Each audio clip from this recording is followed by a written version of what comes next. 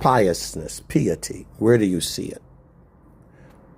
Amongst a lot of Islamic women, they look very pious, don't they? The Puritans look very pious.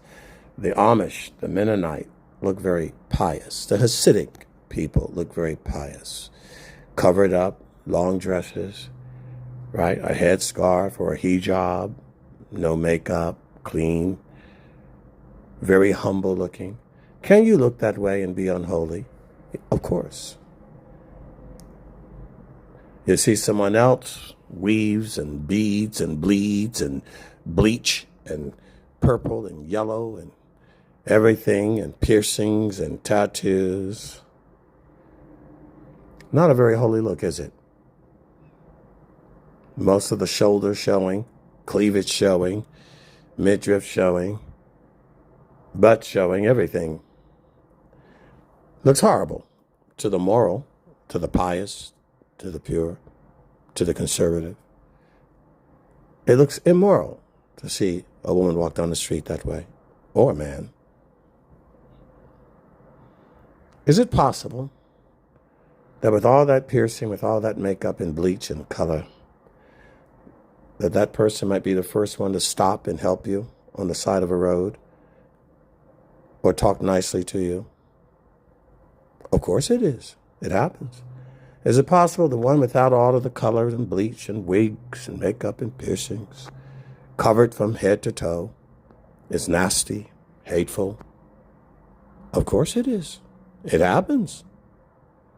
Is it possible the one that's wearing the kippah or the hijab or the cross around their neck or the rosary on their wrists want to fight you, hurt you, lie about you? Is it possible? Of course. We don't expect it, though, do we? We expect the pious-looking one, the humble. We expect a woman that's covered modestly in her attire, not to be one that's a prostitute or a fornicator. And we do expect if you dress like a hooker and walk like a hooker, well, you must be a hooker. And the world is so confused with this level of hypocrisy. The fruits of wickedness and the fruits of righteousness both produce a fruit and an action. You can be a tree that bring forth good fruit or a tree that bring forth poisonous fruit. But you're going to produce an action. So where would be the hypocrisy? Is it in the appearance? It can be, of course. After all, if you're not a prostitute and a hooker, why do you want to look like one and walk like one? That doesn't make sense, does it? It's illogical, irrational. So there's something else going on in you. There's another rebellious aspect of your character and integrity that you don't want to look like what you actually are. Now, that's interesting, isn't it? So you might look like that and may not be a woman that sleeps around. Unlikely, but that is possible.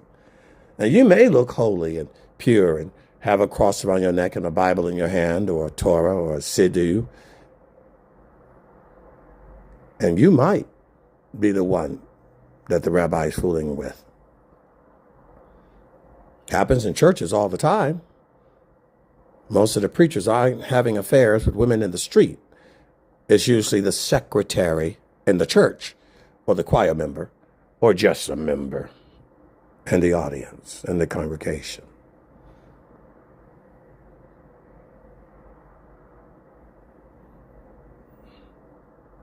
So what do?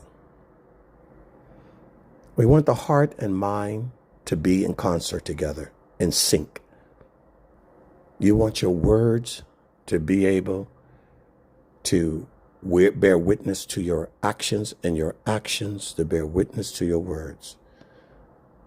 You want synergy with your being so that you don't look like you're in contradiction. So it is a clear mark to other people what and who you are so that you can get to your destination without being confused by the signs or the direction.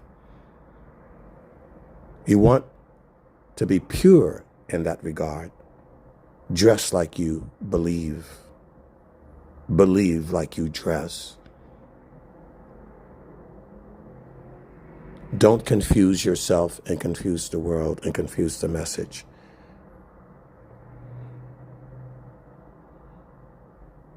But it is possible to see that in life.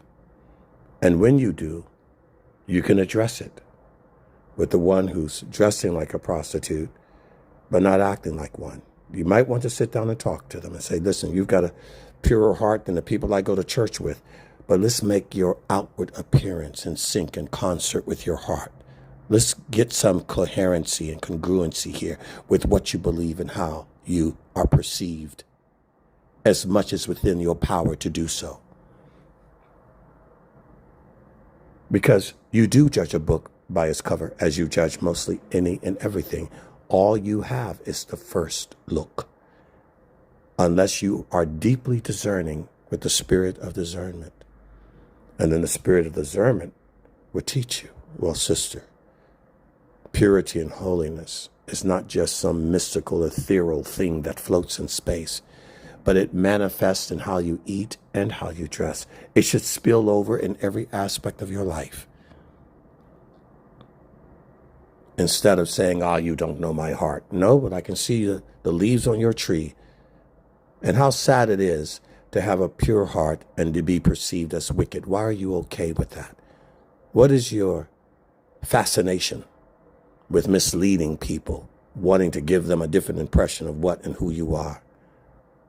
Isn't there dishonesty in that, deception in that, manipulation in that? Be consistent. Dress accordingly and act accordingly to the character that you are or are not. I hope this message helped, because there are a lot of people that are going to be exposed to Islam and are already exposed. And you think they're holy because of them being covered up. Not so. In their history. You think you're holy because you have a flag on your car or your door? But what is holy?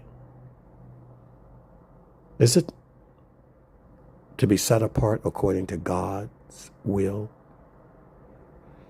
Are we holy? Are we marching in the streets and bragging about our right to have gay parades?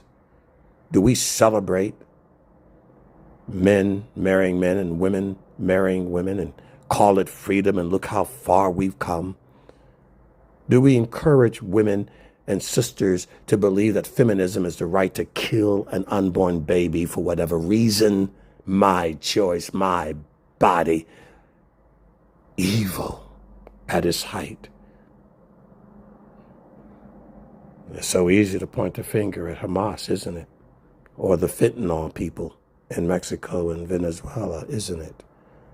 So easy to point the finger at communist China and Russia. Have you had a good look at what you've done with the freedom that you're so proud about?